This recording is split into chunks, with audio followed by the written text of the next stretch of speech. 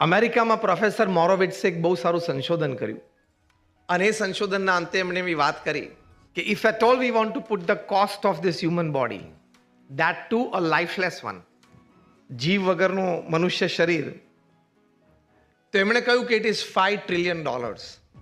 $5 trillion આ human body છે, એ પણ લાઈફલેસ. હા, તમે મોઢામાં આઈસ્ક્રીમ મૂકો તો કંઈ એને મજા ના આવે, અને તમે પંપાડો તો એ સ્માઇલ ના આપે, અને ઓફકોર્સ પછી લાફો મારો તો ખીજાય તો નહીં જ.